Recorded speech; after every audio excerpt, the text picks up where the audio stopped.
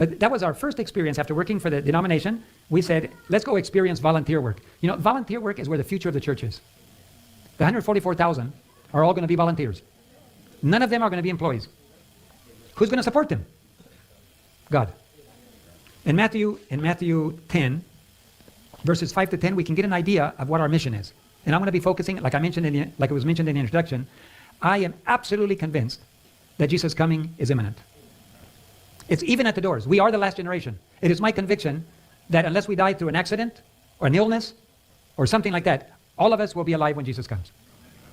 Because it's not going to be very much longer. Events are rapidly accelerating to a final crisis. The world is ready. The Sunday law is ready. Everything is in place. Satan has been ready for a while, and his people are all organized, waiting for the opportunity. But the angels are holding the winds. What does Revelation tell us? The winds are being held until when? The servants of God are what? Sealed on their forehead. The problem is not that Satan's not ready. The problem is not that God is not ready. The problem is we're not ready. God would have wanted to put an end to sin a long time ago. But because his people haven't been ready, he's held the winds. But there is a limit to how long he can hold the winds. And we'll talk more about that. Revelation 12:12. The devil has come down having great fury because why? Great wrath. Because he knows his time is short. How does he know that? Did he just make it up? How does he know his time is short? What? Because he knows more about prophecy than we do.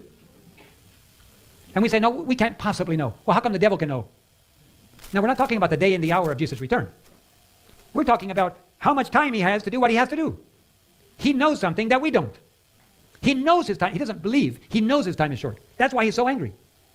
But his wrath has not been released on the world, and the angels God is holding the winds until his people are ready. But even that has a limit. When Noah was on earth, was there a time limit? There was a time limit. Did Noah know when the time limit was? Yes, in years. God told him how many years. And there were several other indicators as well. Methuselah. Everybody knew great-great-great-great-great-great-grandpa Methuselah. Everybody knew him. He was related to everybody, wasn't he? He was a sure-tail relative of every living person on earth. Because through Adam, he was a direct descendant of Adam, and Adam was related to everybody. So everybody knew him. And his name meant, when I die, then it will come. I'll talk more about that later. But in Noah's time, God gave them a specific time, and the people ignored the timing. God has given us a period of time to work. You and I don't know the day and the hour. God will announce it someday. What we do know is that we're living even at the doors. Matthew 24:32 and 33 say, when the fig tree gives off his leaves, you know that summer is nigh. Likewise, when you see all these things, you can know that it is near, even at the door. So we can know that it is near. In fact, Sister White says not to know that it is near will be just as fatal as in Noah's day not to know that the flood was near.